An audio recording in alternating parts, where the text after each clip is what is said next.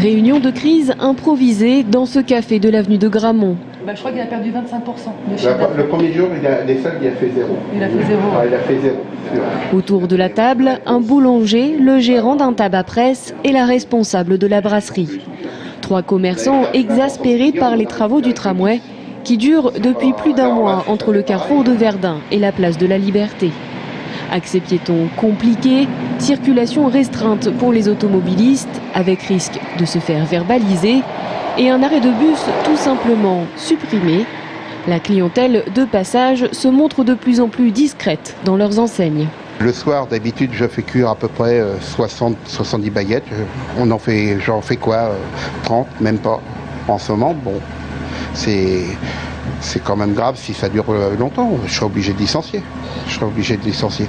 Parce que, en plus, les travaux qui nous prévoient pour le futur vont être encore plus importants. Donc, ça, on commence à être inquiet.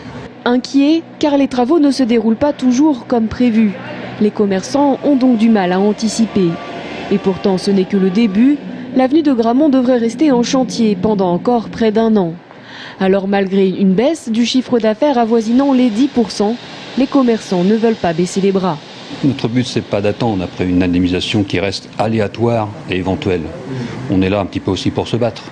Donc maintenant, au lieu d'ouvrir uniquement du lundi au samedi midi, on travaille le samedi après-midi. Et là, j'ai travaillé également 2 dimanches matins pour essayer de compenser un petit peu cette perte.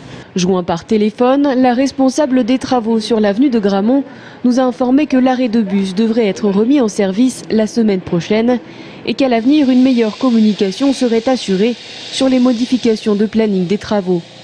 Des annonces positives que les commerçants attendent de voir concrétisées.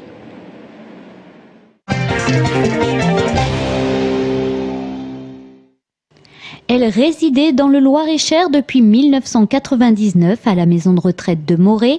La doyenne des Français est décédée à l'âge de 113 ans au centre hospitalier de Vendôme. Née à Donge en Loire-Atlantique en 1898, Mathilde Ozan a traversé 3 siècles et 3 républiques. La nouvelle doyenne des Français a aussi 113 ans. Elle s'appelle Marcelle Narbonne et vit à Argelès-sur-Mer. Premier match officiel du Tours Football Club vendredi dernier et première victoire. Le TFC était engagé au premier tour de la Coupe de la Ligue contre le voisin angevin. Un match disputé qui a eu les faveurs du public. Pourtant, c'était mal parti.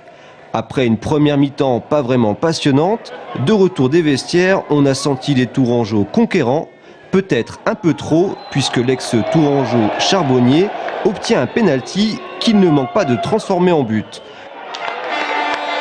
Les joueurs du TFC ont beau pousser devant les cages de Maliki, rien n'y fait. Mais à la 87e minute, Tamboura est expulsé et entraîne un pénalty qui permet à Cardi d'envoyer le ballon dans les filets d'Angers. Une égalisation salutaire qui transcende les Tourangeaux dès le début des prolongations. Malgré l'expulsion de Genevois, le TFC tient bon. La délivrance viendra d'une frappe royale de 25 mètres de Prince Onyangé.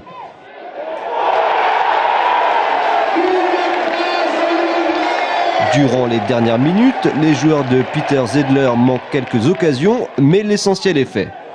On voulait commencer autrement, mais là on apprend. Jérémy aussi, mais c'est un match, comme vous dites, vraiment fou. Mais pour les supporters, pour les spectateurs, c'était pas mal. Et pour nous aussi, c'est bien. J'ai dit avant le match, prenez plaisir à jouer ensemble. Ils l'ont fait. Ils l'ont fait, mais il reste de nombreuses victoires avant de soulever la coupe. La prochaine rencontre à ne pas manquer, ce sera contre Lens.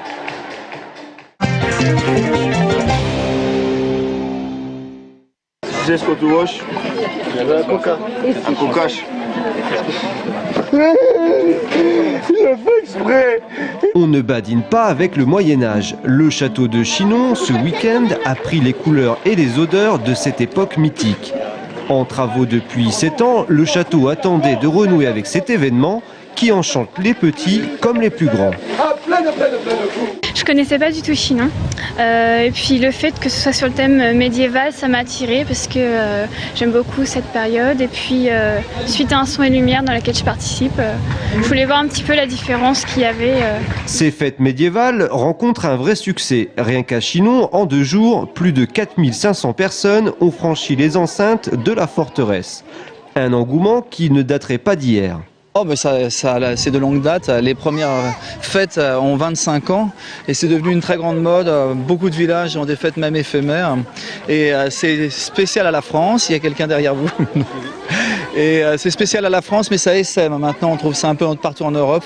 Un succès d'autant plus logique en Touraine, car la région est parsemée de châteaux et de villages aux rues tortueuses. Et ça, les professionnels du tourisme l'ont bien compris. Oui, il y a vraiment un engouement sur le Moyen-Âge en Touraine. On constate qu'il y a énormément de fêtes médiévales pendant la saison estivale.